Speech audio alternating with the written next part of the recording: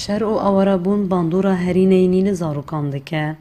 زاروکێن دەربەدەریین ئەفرینێ کو لە هەرێما شەهبا بجێه بوونە دەرەوشەکە دژواردا دژین.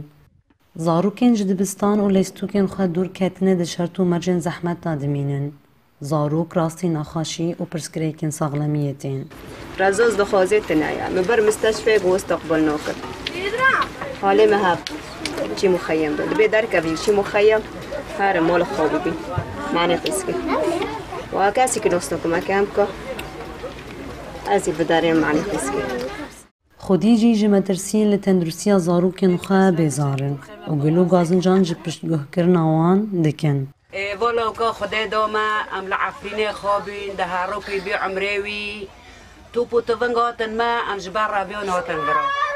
Em hatin fêfînê bin çi xêma. Çavê wê kul bî em dibin derin tuxtira dibê derman nînê tuxtirê çava nînê em kuda bibin mala nala kûr bibê. Tuxtirekî ji me re bibînin dermanî nahwînin tiştek tune em têkin çavê lêwek.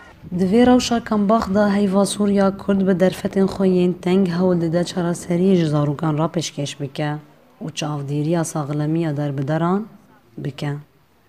يعني هاو درمون جامع قرنا تيرا ما بك مثلا لنفرض مهاكي بيسترو تيرا ما بك هوا وتشتي زياداتنا شير حتى نوكو جرول نزوح حتى نوكو شير جي زوروكو بابانا دكن او جي كيمبيا Di demekê de ye ku çavên wan li rê ye ku vegerin cih û warên xwe li Efrînê koçberên Efrînî di rewşeke dijwar da li kampan dijîn.